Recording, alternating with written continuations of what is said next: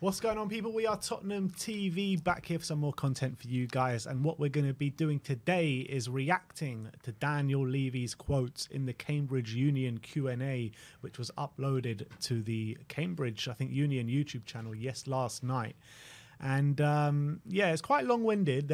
We've picked out some quotes and some questions which we think are relevant to you guys and what you guys would find interesting. But we'll have a bit of a reaction and a talk about it and see where we go. But yeah, let's just get straight into it. Yeah, because it's a very rare opportunity. We get to see Daniel Levy in the talk to the media outside of talking to the in-house Tottenham media where he has full control. Yeah, so extremely rare, yeah, so really rare, which he admitted himself during the interview that it's not something he likes to do.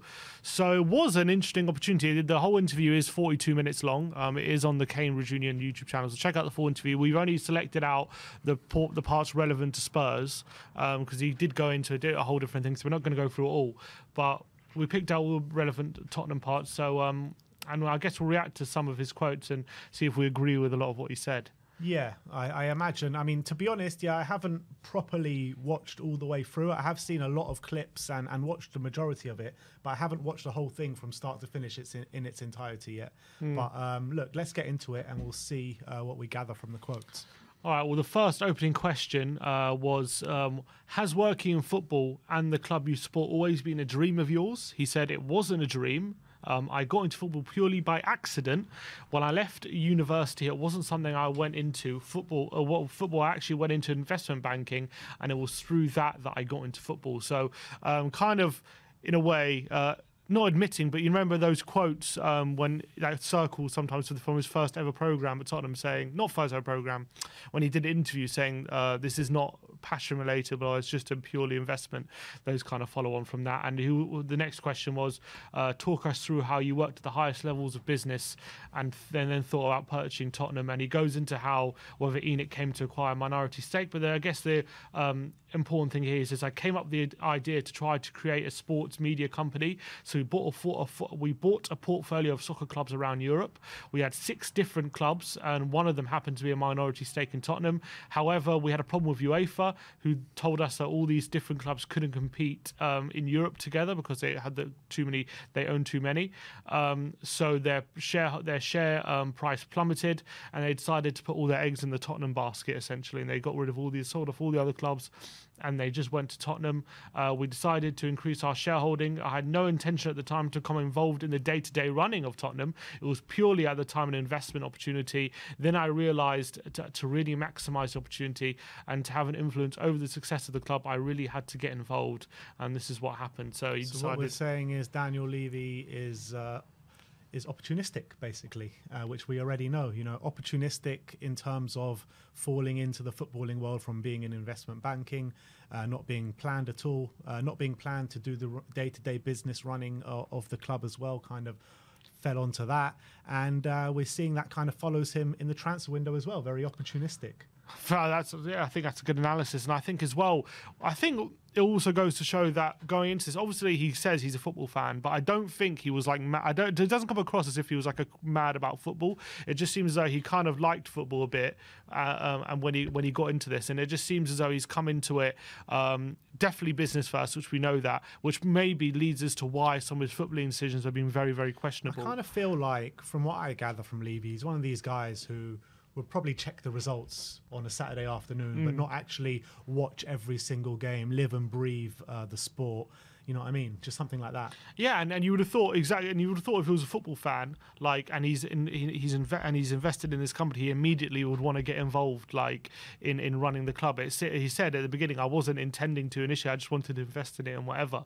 But then he decided, I guess maybe because the club wasn't being run very well, he needed to kind of get his hands dirty a bit and actually start to run it.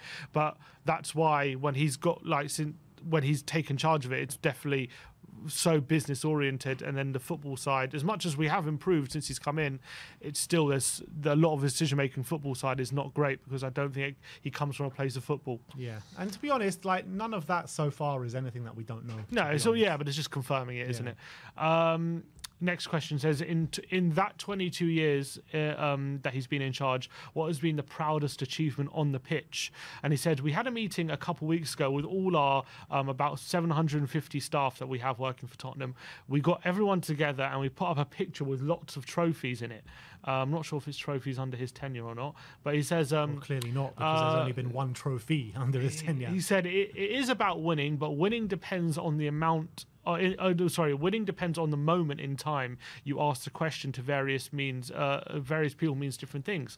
So when we came to Tottenham, winning was making sure we stayed in the Premier League. Then as time goes on, we get more successful was about winning was about getting into Europa League. Then winning was about getting to the Champions League. Obviously, the ultimate is to win trophies. So that is clearly what we are trying to do. It's easier said than done. I'm happy that we haven't. I am unhappy that we haven't won more than one trophy. Sorry, he's asking himself a question. Am I happy that we haven't won more than one trophy in the last 15 years? Absolutely not. But I also think we've had some fantastic times being in the Champions League a number of times, despite the fact that I feel sick that there's a club in North London that's a bit higher than us at the moment in time. I look back at the last 5 years and we've also been higher than them. So that's what happens. Yeah, we have been higher than them in the last 5 years, but they've also won 2 trophies and we won nothing. So even in the times when we've been better than them, they've still been more successful than us. And on that point where he says that success here was staying in the Premier League when he joined, I mean, yeah, fine, we might have had a couple of seasons where we were towards the bottom, but success at Spurs has never been staying in the Premier League. That's we've never been that. It's just been a disaster that we've always been. That's complete rubbish. Success at that time was getting into the Europa League or UEFA Cup as it was then. That's what success was, in my opinion. I agree. I mean, I started properly following Tottenham in about 2002. So those late 90s, those 90s periods where we genuinely nearly got relegated, I don't remember obviously too well. But for me, like whenever we were obviously perennially in mid-table, but it was always getting into Europe, which was the aim. It was never just stay in the Premier League. We were always unhappy in that state of mid-table. I never remember ever finishing mid-table after a season and be like, "Oh, what a great season! We stayed up." I don't remember any of that. How can he associate success when he first joined here with staying in the Premier League? That's mad. We did have a couple of seasons where we were threatened. We were threatened by relegation, but the fact is, in the Premier League, I don't think we've ever finished below 14th in the league. We've never been in a situation like we had to stay up in the last day or anything like that. No. And also, when we have been in the relegation battles, it's like it's only really been a couple years, really. It's never really been like every year we're struggling to stay in the league. So I think that was a bit far-fetched. But I get what you're saying. Obviously, I get what you're saying about the changing of the goalposts, because Europa League was the goal and then it became Champions League. Now it's winning trophies. So I understand that, and that's a fair comment. But at the end of the day, winning is winning. Winning trophies, that's the winning. I feel like he's kind of like, when he starts off with the relegation comment, I feel like he's just trying to sprinkle a bit of sugar on it just to make him seem a bit sweeter. It's true, but to be fair to him, we hadn't been in Europe once in 10 years or something. Yeah, but he should have started off with the UEFA Cup comment. The relegation thing was completely. Yeah, I agree with it. I do agree with that point. Next up, he says, obviously, there's the new stadium as well. When did you realise that the old White Hart Lane wasn't cutting it anymore? He said, when we first got involved in Tottenham 2001, we knew at the time that in order to become a bigger club, we had to solve the stadium. The reason the stadium was a problem was that as potential Spurs fans, we couldn't get young kids into games because there was no tickets available. We knew we had to find a way to build a bigger stadium. It's an immense challenge for a private organisation, and it took us maybe 17 to 18 years to get there. And following on from that, he said the question was, what kind of initiatives did you try to keep the spirit of the old White Hart Lane? And he says the most important thing about the old White Hart Lane was the atmosphere. Everyone remembers the atmosphere. So we spent a lot of time with architects and acoustic experts to try and make sure that even though the stadium was much bigger, we could create a fantastic atmosphere. Our south stand, which seats 17,500 people, is an amazing noise. The noise inside the stadium vibrates all around. So that's what. But I feel like they've done the job. They've done good work in what they could do to generate a good atmosphere. But then in terms of getting a demographic of fan to make that noise, I don't think they've quite finished the job. I think there's a disconnect. That's the whole point. He talks about generating this noise, keeping the atmosphere. He talks about the south stand. But what does he do?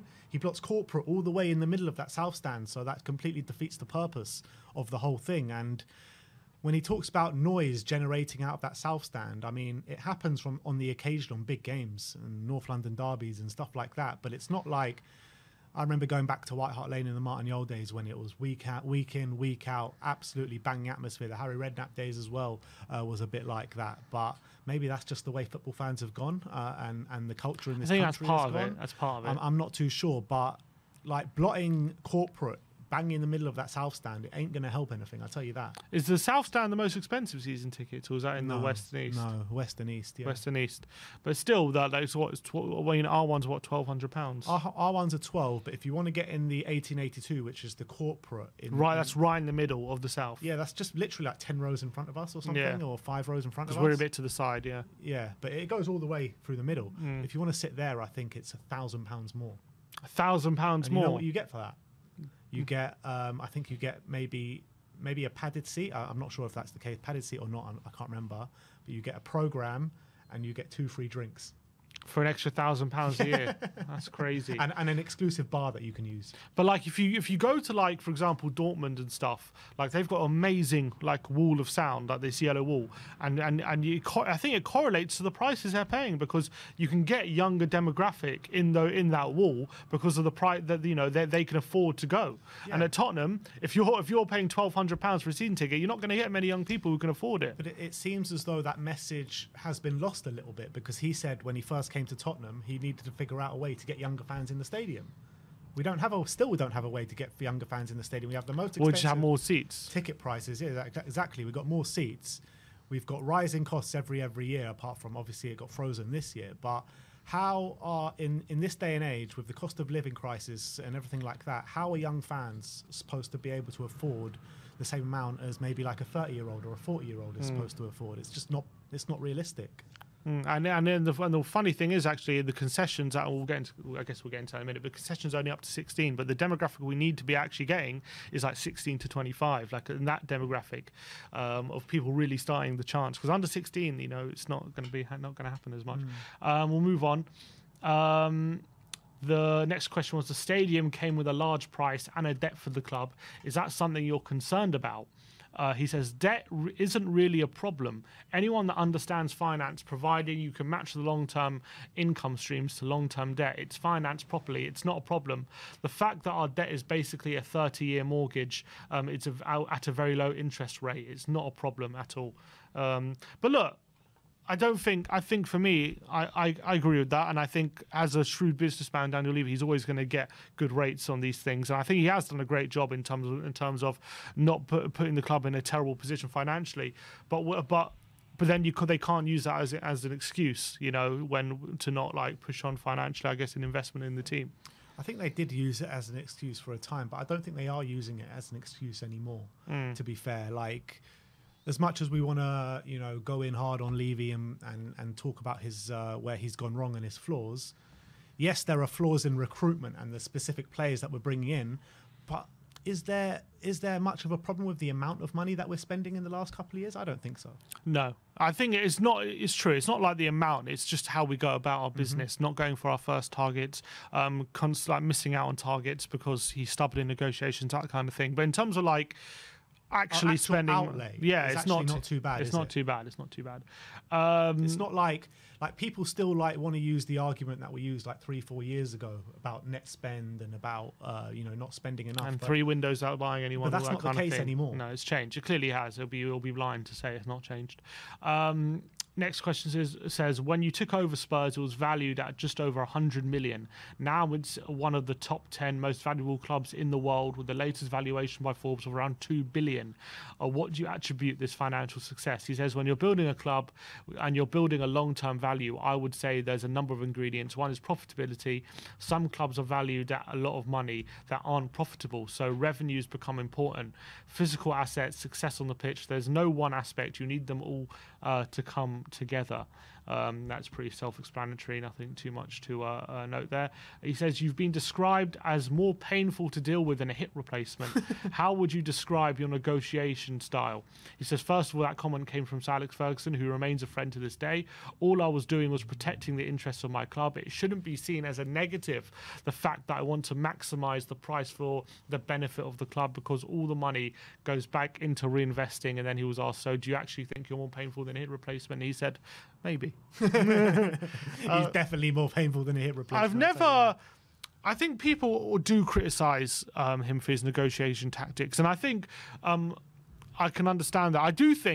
I remember, like, I even go back to like 5-6 years ago, being levied was a thing. Like, when we would get the best price, oh, you've been levied, that kind of thing. Like, people, we used to embrace it a bit occasionally. But I guess for me, the question I would have asked is, for me, it's not so much him wanting the best price for the club, which angers me. For me, it's more about him always needing to win the negotiation with no budging, no middle ground. Yeah, and so I would ask, like, has there ever been a situation where you've wanted to win a negotiation so much that you could have actually afforded to pay more, but you just refused to budge because you wanted to win the negotiation because of your ego? Has that ever happened? And I think that has happened, and that is what we talk about when we talk about his negotiation tactics, and as well waiting till the last minute all the time in the window to find opportunities. That also is frustrating, but I think it's more the former. I think a lot of times the negotiations are broken down because his ego gets in the way more than just the fact that he's trying to get the best price, albeit like he would see it as getting the best price. Constantly changes the goalposts as well. Yeah. How many times have we heard that Spurs have agreed a fee with this guy, and then the next day, oh, Daniel Levy wants to pay less. You know, it's happened with so many things. The Jack Grealish one, obviously. But from his point of view, he's saying, well, I'm just trying to get the best price for my club, and the fans should appreciate that, because I'm just trying to get the best price for my team, and I've got my best club's interests at heart. I would appreciate it if it didn't mean we consistently lost out on targets. If we kept consistently getting our top targets and we're getting them for good prices, and we miss one or two along the way, fine, I could accept that. But when it comes to a stage where we're consistently missing out on targets because of these tactics, then you've got to clearly see it's a problem. Yeah, and I think it's been a problem for a while. I think it was less of a problem in his first decade. I think it's become a lot more of a problem in his second decade, to be honest. Agreed. Next up, talking about Chiellini's quote. He says, Chiellini once said that Spurs, after Spurs lost to Juventus, it's the history of Tottenham because of their lack of success. Do you think this was a fair comment, and are trophies the most important thing for you? He says, if you go back in history, Tottenham was a club that has a lot of history because it has won things. In recent times, it's been where it needs to be. We are on a journey. We need to get better success on the pitch, but we have been in the Champions League a number of times, almost got there, winning the ultimate, which would have been the Champions League. It's interesting when he says he was now 22 years and he still says we're on a journey. I guess you could say journeys never end. You're always consistently on a journey somewhere. But I guess, when is the cut-off point between you're on a journey to this is just what you are? You know what I mean?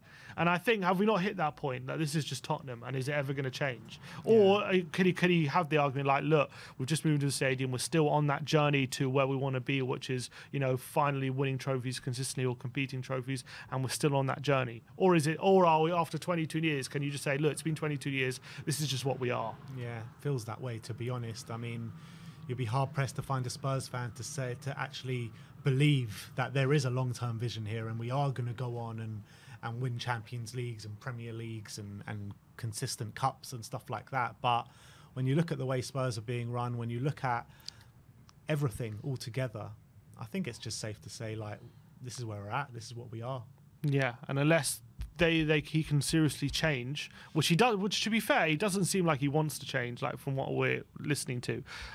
This is probably what we're just going to be, essentially, unless maybe we'll talk about later, but he talks about the financial rules kicking in, maybe that'll change things. But he then was asked about Harry Kane. He says, do you think that Harry Kane can win a trophy at Spurs, or does he need to move on somewhere else? He says he can absolutely win a trophy at Spurs, but being a legend is also important. The fact that he's top scorer for Tottenham, he's making history. I hope one day there is a statue of Harry Kane outside our stadium, which is interesting for him to say, because I remember there was quite a big call for a statue of Greaves to be implemented outside the stadium. And Bill Nick as well. And sorry, is it Bill Nick or both of them? I think it was both.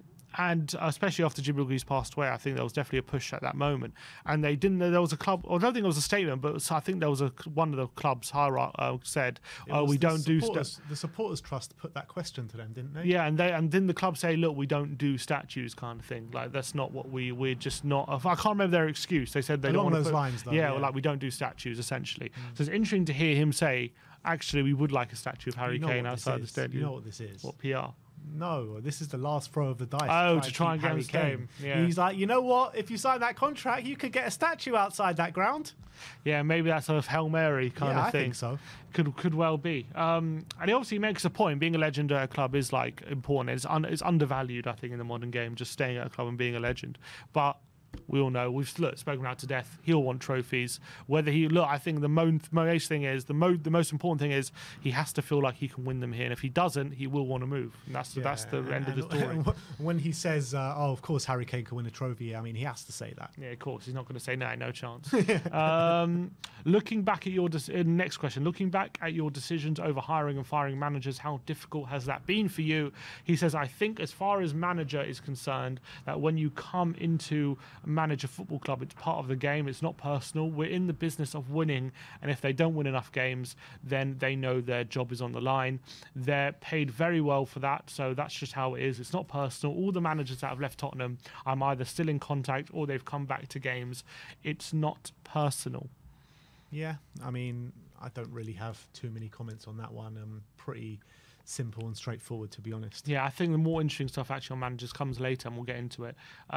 He says, our next question, talking of long term, there were reports last month of an imminent £3 million bid for the club from Jamal Najafi and meetings with Qatar sports investment groups. Is there any truth to these reports? And if a bid did come in, would you be tempted to sell? He says, I answer this question the way I've answered it for the past 22 years. ENIC owns approximately 8% of the club. We have 30,000 shareholders, and most of them are fans who own shares. We have a duty to consider any proposal anyone wants to make. All I said is we are not negotiating with anybody, nor have we been in recent months. All that stuff has been in the newspapers. Is completely untrue. Do you believe that? I don't think he's being completely truthful. I do believe there's probably not been any serious negotiation for the club, and like anything that says it's advanced is probably not true. But I don't believe that there's been absolutely no truth to any of the reports in the paper. I don't believe that at all. I think there's probably been some interest. Yeah, I'd agree with that. And in terms of like, if he's putting the club up for sale or willing to listen to offers and stuff like that, I mean, it's just standard stuff that he's saying. We have to listen to every offer and we've got a duty to the shareholders and stuff like that. But we're not actively in talks. So I mean, that's just standard PR stuff, really. How do you think the average Spurs fan perceives you? He says, I'm not sure what an average Spurs fan is, but I would hope that they would perceive that I'm always acting in the best interest of the club. I give a large proportion of my working life to the club, and I think that the club today, hopefully they'll perceive it to be in a better place than when I first got involved. That is true. Do I see him acting in the best interest of the club? I think he believes that he's acting in the best interest of the club, but I do think as well, as we said before, his ego gets in the way, and maybe he doesn't realise his ego gets in the way. But there's two things. Is he acting in the best interests of the football club, or is he acting in the best interests of the business? There's two different things here, right? Mm-hmm. Acting in the best interests of the football club? No, he's not. Acting in the best interests of the business side, then maybe he has a case there. But the fact of the matter is Daniel Levy, yes, what he says about us being in a better place now as to 22 years ago, yeah, I completely agree with that. But it gets to a certain point where you just can't take the club any further on the pitch than you have done. And I think, he's more than reached that threshold. Yeah, I agree with that. I think he can't bring us on further than he already has. And what do you think he says when I'm not sure what an average Spurs fan is? Is he taking a dig at anything there, or is he just? No, I don't think so. I just think it's a very broad question. Is it the average Spurs fan? Because Spurs fans come in all different shapes and sizes. You know what I mean? So what is the like? What you tell me what the average Spurs fan is? Yeah, true. It's a difficult question, I guess.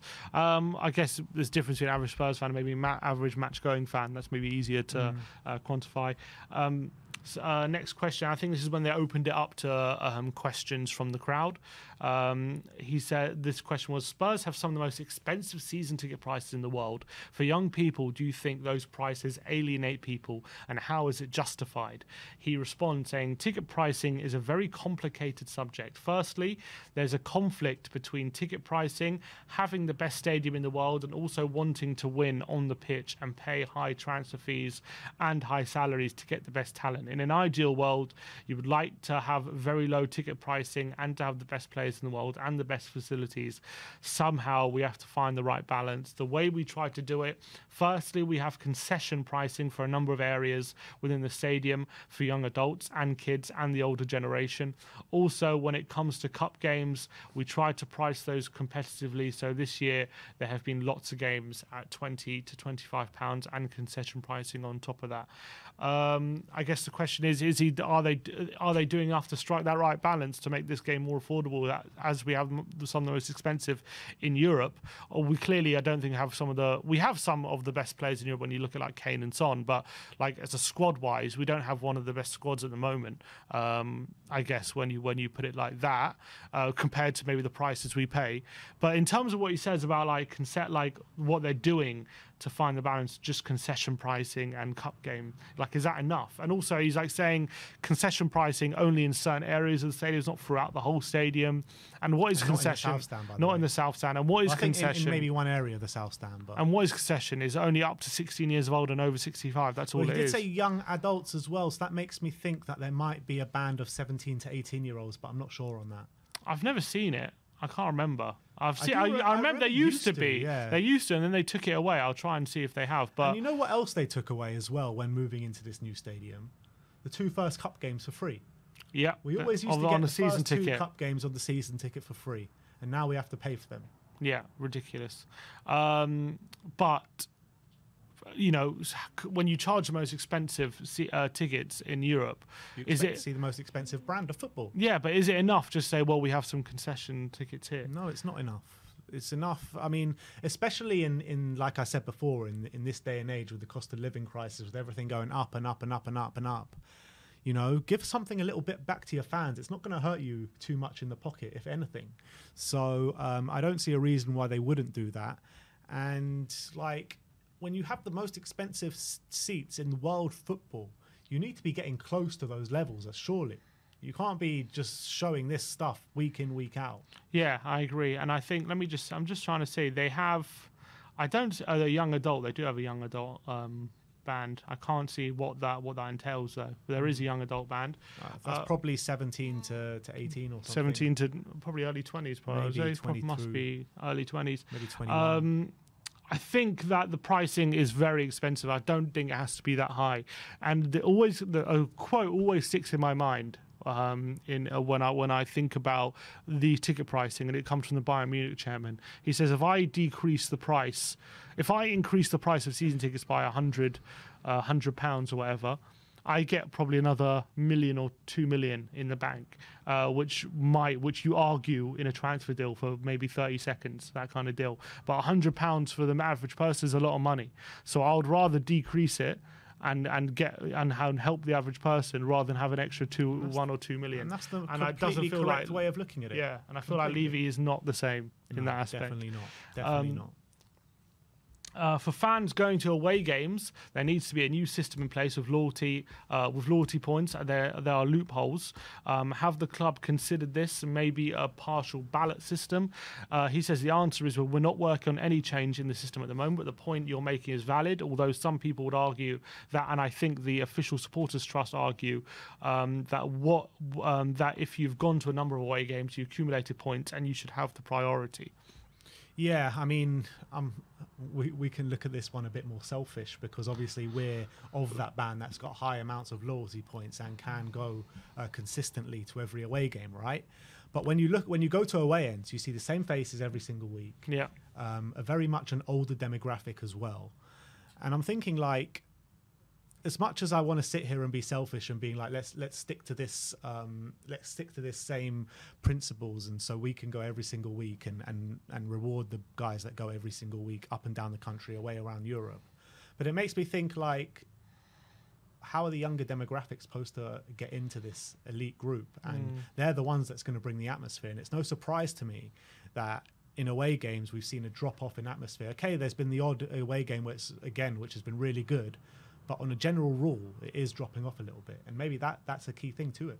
Yeah, and I agree with that. And also, in a weird way, also because there's the same people going and because the football's been, like, so bad as well, and because the same people are getting fed up of it, it also leads to bad atmosphere. Whereas if you had those people, even though the football might not be good, you have that excitement of going to your first away game, which we're not, like, having that much anymore. And I agree with him. I do feel bad. You can never get an away ticket. But also, part of me also feels like if I advocate for partial ballot on partial points, I think, in the top. Both of us are in the top, like, 10% or something of the club. So actually, I don't think if they did that, it wouldn't affect us, whereas it would affect maybe other people with less points. Yeah. So I also don't want to sit here and advocate for that and be seen like as if because it wouldn't really affect us either way. But I do see his point. Is interesting, but it doesn't seem like it's going to change anytime soon. No, it doesn't. But then again, like, if you do the half ballot and you've got fans who literally go every single week, home and away, and suddenly they can't get tickets. Yeah, that's also not fair. So I mean, both ways are not fair, really. But if you go home and away, fair, if you go home and away every single week, surely you'd be up there in the loyalty points, or not? Well, yes and no. I mean, you've got so many people that, like I said, we go there and we see the same faces every single week. So you're going to have fans in the, bottom 70, 60% that do go every single time. And won't be able to go all of a sudden. Okay, next up, he says, with the super wealth coming into football from Qatar and Saudi Arabia, we've seen the impact of Man City and Newcastle. What implications will this have on Tottenham? He says, firstly, there are new laws coming into effect this season, UEFA rules, where sustainability is going to be much more paramount in people's minds. So you'll be limited in the amount you can spend on wages and transfer fees. Effectively, the amortization element, that's a percentage of your total turnover. So it's starting off at 90%, and then over 3 years, it's going to be down to 70%. The effect of that is very heavily. If you talk about someone like Chelsea, now that the new rules come into effect this summer, I think you'll find that regardless of who the owner is, it's going to be quite a big impact on the financials of football. Look, if he is right, then if he's right on what he's saying in terms of these rules coming into effect, then it could massively benefit Tottenham. Yeah, it could, but look, but then there's always ways around it, isn't there? Exactly, that's what I'm saying. Like, we all know how these things work. Man City were about to be thrown out of the league down to League Two and deducted all these points, and you know what I mean, and that's all vanished. Everyone's forgotten about it. It's like it never happened. Like, Man City were about to be chucked out the Champions League a couple of years ago. That didn't happen. So I mean, all these teams that do stuff against financial fair play, has anything ever happened to any of them? Well, yeah, and the only thing is City got chucked out the Champions League and then they appealed it and then go back in, didn't they? So nothing's really... No, has anyone actually been deducted? They always talk about, Everton failed FFP, all these things, but anything ever happened? Nothing ever happened. Apart from fines, maybe. I feel like teams always just find loopholes a way around it, and, football clubs have very powerful and clever people running the finances these days, don't they? And when you're looking at powerhouses like Chelsea, like Man City, they're always going to find these little loopholes and ways around things. So is it going to change with these new laws coming in? I don't know, but I have my doubts. Next question was, what makes you so special in terms of negotiating, and can you provide us with some insights into the likes of Bell and Modric transfers? He says, first, I don't consider myself to be a special negotiator or anything like that. As I said, I'm just acting in the best interest of the club. I think when it comes to a transfer, it depends on the balance of power. If you have a player that you really don't want to sell, then you have every right to say no, because you own the registration. So it depends on the character of the player, whether you feel at the end you can keep the player, because we're operating in a team sport and it's very important that we keep the team together, so every circumstance is different. Nothing really said there. This was an interesting answer, I thought, for this question. It says, for the women's team, what's the strategy of getting Tottenham to compete with the major teams out there, and are there any parallels to your early years building the men's team? And his response was, that's a very good question. Women's versus men's football. They are very different at the moment. I think at the moment, people look at women's football and think it should be the same as men's football and how it's run and all the rules. But actually, it needs to be something completely different. If you look at the economics of women's football at the moment, there isn't the consumer interest compared to the men's. Ticket pricing is very low. TV rights are very low. Sponsorship is very limited. And a consequence, every single club in the Premier League that has a women's club is losing money. Long term, that's not sustainable. So something is going to have to change. And that's why currently there's a number of reviews going on about what those changes have to be. And it's going to be interesting because I guess the only what he's saying is interesting. Every club is losing money with a women's team, and long term that's not sustainable. But the only answer to that is to have more people watching. So how do you get that? How do you get more people to be interested in it? It's a difficult question because they've tried so many things to push it. You know, England won the Euros recently, and that was looked like great numbers for that. And that looked like that was going to be like they had record attendance for the North London Derby, but they just seem to be like fleeting moments and nothing that's consistent. And that's what the men's game has, just like consistent high viewership. And without that, the women like you can't have a wing of the club just making money just for the sake of, losing money just to have it for the sake of losing money. I don't think it's not going to be sustainable. So that's worrying to hear about the future of the women's game. Yeah, it is worrying, to be honest. And I'm not sure what you can do to just spike people's interests in it, because like you say, they have tried things and there has been kind of spikes, but it's always gone back down to what it kind of was. And the spikes are all on big events where Arsenal play Spurs in the North London Derby at the Tottenham Hotspur Stadium. I think there was one at the Emirates as well, which they got good numbers for. The Euros was at Wembley and all big stadiums around the UK. So I kind of feel like that's what's kind of bringing the people, the big occasion. When you ask to go play at Leyton Orient's pitch and Barnet's pitch, they're not bringing in the numbers whatsoever. And yeah, Tottenham playing Brighton in the WSL, like no one's going to watch it. So maybe it's just a case of restructuring the whole game. Like it doesn't have to be structured like the men's game. Like here's the here's a league, Premier League. Like maybe it just needs a complete different structure to the men's game to just make sure when they. I know that's something they have to come up with, but maybe that's the structure they need so that when they do play, they're getting good numbers consistently rather than they're getting big numbers once every like 10 weeks or whatever it is, or not even probably.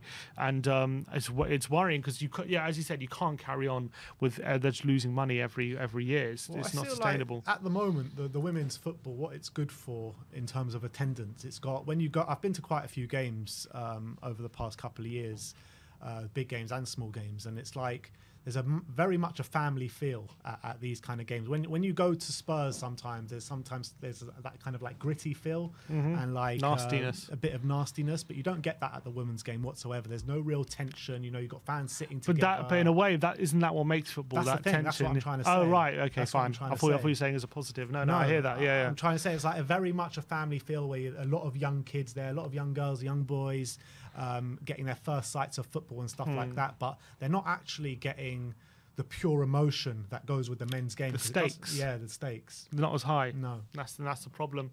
I hear that. So next question. You've said before that every chairman would want a manager there for 10 years. Do you think that's still true?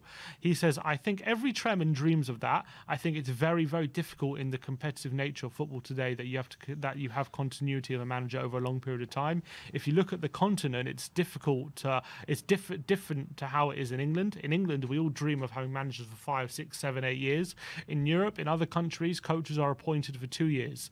They are less important. The media attention is not on the coach. It's much more on how the club is run. It's a cultural thing that we have in England. The manager is almost bigger than the club, when in reality he isn't.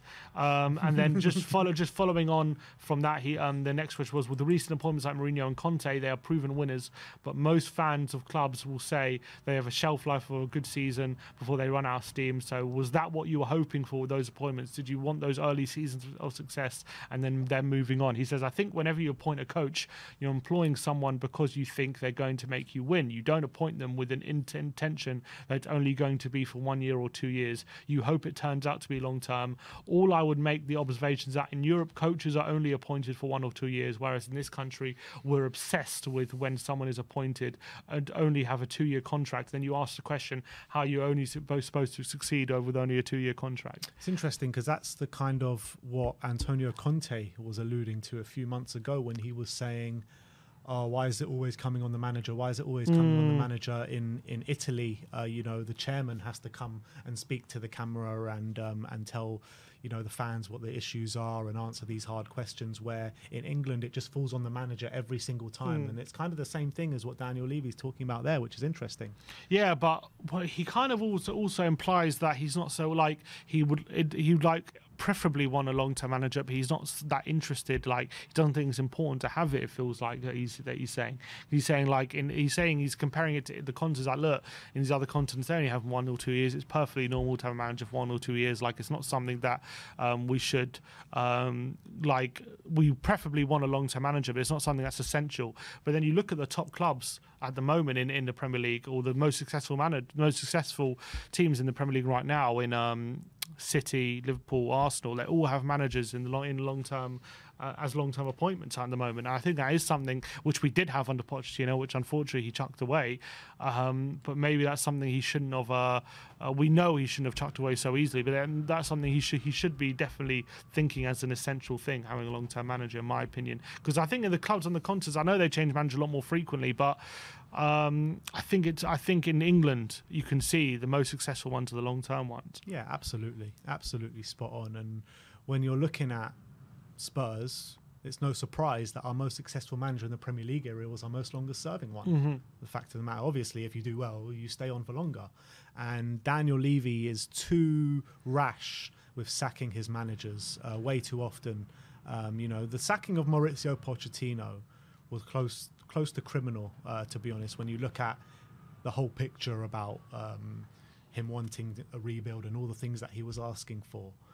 And what he gave to this club, and to sack him like that so soon after the season starting, was it 3 months or something? I think it's close to criminal, and I think he won't admit it, but I think looking back on it, he should have regrets about that. Definitely, 100%. And, sacking Mourinho at half-time, sacking Mourinho 6 days before a final.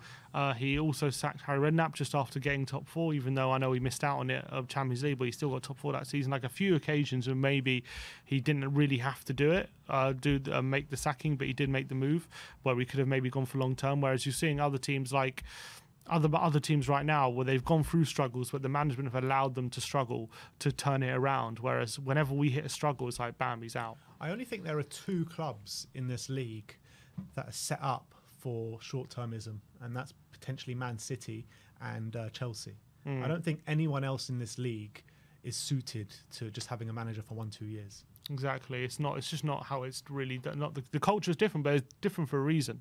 I think it works better in this country like that. He's the next question. You are quite a private person. You never really comment on club matters. Have there ever been times you've been frustrated and not being able to justify decisions to fans? Sometimes as a fan, that silence can be quite frustrating for us. He says probably every day. The media often print stories that just aren't true. It's perceptions and articles that get printed. It's a story then becomes reality. But I've remained dignified and I just won't comment. And look, he's entitled to do that. But I would say, I think a lot of the time, this is so rare that we get to see him in public like this outside of the Tottenham media. We have to dissect it and comment it and think about it, because it's just so rare.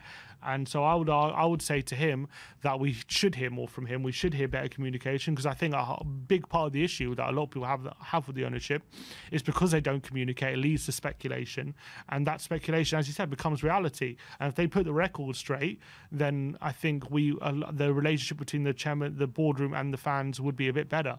But that's a big part of the fractured relationship. Yeah, and it also leads to a massive disconnect between the club and the fans as well. I mean, how many Spurs fans do you know that just feel completely disconnected with this club right now? Untold amounts, right? And if the club had a little bit more communication with the fans, maybe fans would still feel a bit disconnected because of the way the club is going at the moment, but at least we'll have a few answers. And when we do hear from them, even when it's like Paratici, who was our director of football, we do hear from him and Levy. It's very sanitized, like half answering questions, not edited, not going into specifics, and also things that pretty much turn out to be lies as well down the line. So that leads to even more distrust, because when we do hear from them, a lot of the stuff they say doesn't turn out to be true.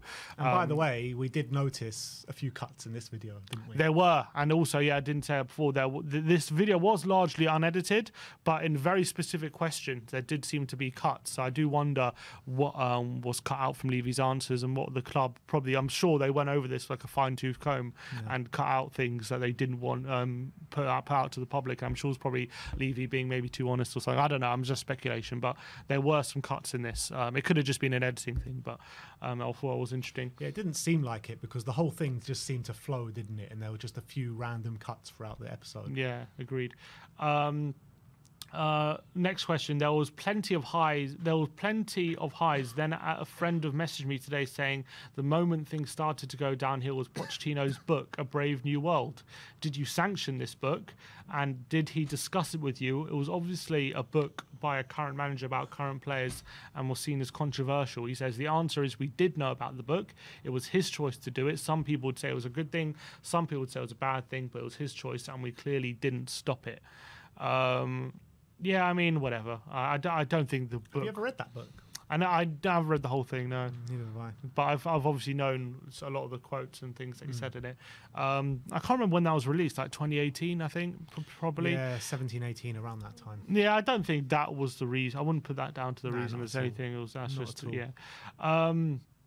What makes Spurs, before you got involved, made you step in? What changes did you make, and what did you identify as needing change? He says, firstly, when you're a fan and you're an investor, I think you have much more of a balanced view as to the decisions that need to be made in running a club. It was very easy, trust me, if you're emotionally connected but not financially connected, to make some very bad decisions or rash decisions. As much as we all love the club, there are also businesses where you have to make sure the income is sufficient to match the costs, and it's very easy to get into trouble. So I realized quite early on that if I wanted to make Tottenham successful, what it would be beneficial, that if someone who was involved in running the club was not only a fan but also an investor. And then the follow-on question was, club chairmen get a lot of hate, and the people who judge you could be quite fickle a lot of the time. Very few owners and chairmen are loved. Why then invest in a football club or become a chairman in the first place? He says that's perhaps where I'm a bit different, because I was a fan first and an investor second. Bullshit. What?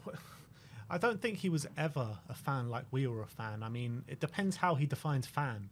If he defines fan as just someone that had an outside interest in football, then fine. But I just don't believe that he was, a guy that would be on the terraces every week, watch every single game religiously.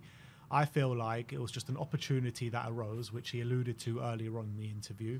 And, he went into that world. So obviously he was an investor first before he was a football fan. Yeah, I definitely think he was coming from this from a business point of view first. As he said it himself at the beginning of the interview, he said, I didn't come into this wanting to be running the things at the club or anything like that. I just came in as an investment opportunity, and then it became something more for him.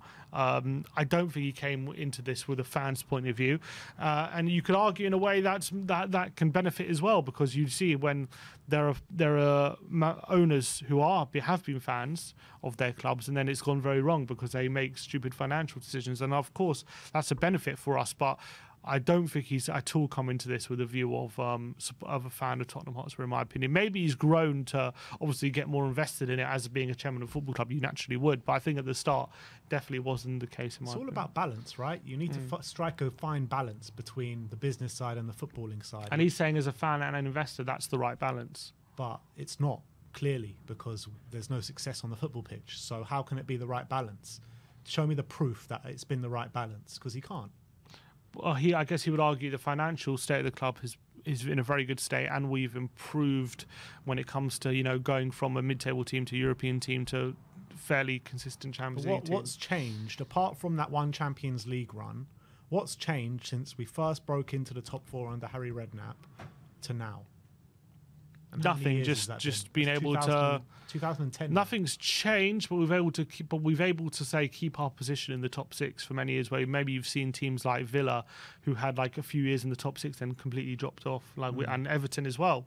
They were in the top 6 for a while, and then they dropped off. Whereas we've just consistently been there. We've stayed the same. That's not like a constant improvement. We were constantly improving up until that point, and now it's just like that. Yeah. And then he says, Spurs are considered, this is the last question, Spurs are considered to be one of the most sensible clubs financially, and how does it transfer, how it does its transfer business, however, for many fans, they see it as coming at the expense of success on the pitch. Do you agree with that?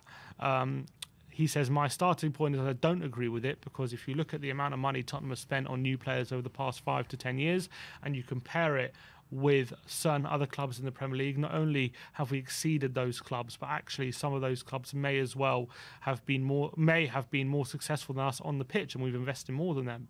There is not necessarily a direct link between the amount of money you spend and getting success on the pitch. Invariably, it is what you spend on, and I could name, and I won't name, but we could all name in here a number of players Tottenham have bought that have not been successes, and we've lost an awful lot of money. And that's right. Obviously, when we talk about investment, it's not necessarily we haven't invested, but it's just the way we've invested. And that's come from the fact that he's not coming from this from a football's perspective, he's coming from the business perspective. And I think that's maybe why we've made so many maybe mistakes in that. Although there's been some successes, and we've gradually improved into a more consistent top 6 team, I think a lot of their mistakes have come from the fact that from a footballing standpoint, there are big gaping holes in how he runs things. Yeah, and he needs to take the responsibility for the errors that have been made. He can't just pass the buck on to the people that he has employed, because he's the one that's employing them at the end of the day. So, and also I would disagree when he says there's not a direct link between money spent and success, because if you look at all the most successful teams, they've all spent money. Like, you can't not spend money and win. Well, very rarely anyway, because I know you've got Leicester, but if you look at the net spends of all the teams, all the most successful ones are going to be near the top. Yeah, and I think so. There is clearly a link, but it's not like you're guaranteed. You're guaranteed to win, but there clearly is a link to spending to winning. Yeah, but I think it's a difficult one. But I think you're right in what you're saying, is that there is a direct link from spending money to winning, but it's not, like you say, it's not 100%. You know, you got to spend it in the right way at the end of the day. You know, you can put as many bets on as you want. Doesn't mean you're going to win each bet. Correct.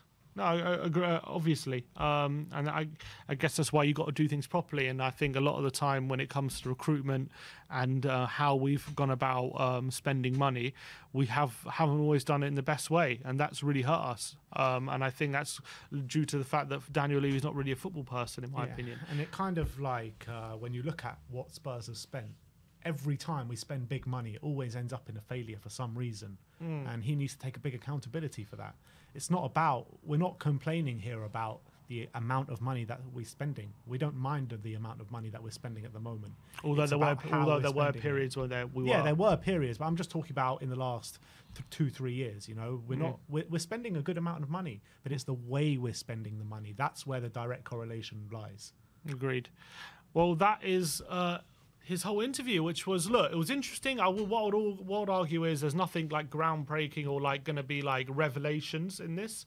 It's just a bit interesting. It's just interesting, straight from the mouth. Exactly, to actually hear him say it. What I would say is as well, during the whole interview, he clearly isn't the most comfortable when it comes to like you can see why he's been a bit private person. He clearly isn't so comfortable with all these question answering in that setting as well. He didn't look like entirely comfortable throughout the interview, albeit he did his best. He did a decent job. It was interesting to hear it from him, but I think by and large, a lot of the time he was dodging or half answering questions, not going into specifics, and it's kind of what you expect from Daniel Levy. So I would love politician's interview. It was essentially, albeit you did get some good stuff, but by and large, it was a bit of nothingness. I would love one day to him to sit down with like a I don't know, us or just like a proper independent like someone to really like get into the specifics with him one day, and that could be quite interesting. I doubt it will ever happen. But look, if you want to see it, it's on the Cambridge Union YouTube channel. It's 42 minutes. It is quite interesting to hear it directly from him because it's so rare. But don't expect like groundbreaking revelations. Yeah, I thought it was literally like 80-90% pure media jargon, PR jargon, like you expect to come out from Daniel Levy. To be honest, I don't think we learned too much from watching it, but nevertheless, it was still interesting. So do go and watch it on the Cambridge Union YouTube channel. And that was our reaction to it. So let me know in the comment section below your reaction to the Daniel Levy Q&A with the Cambridge Union. Like, subscribe and comment. And as always, come on you Spurs.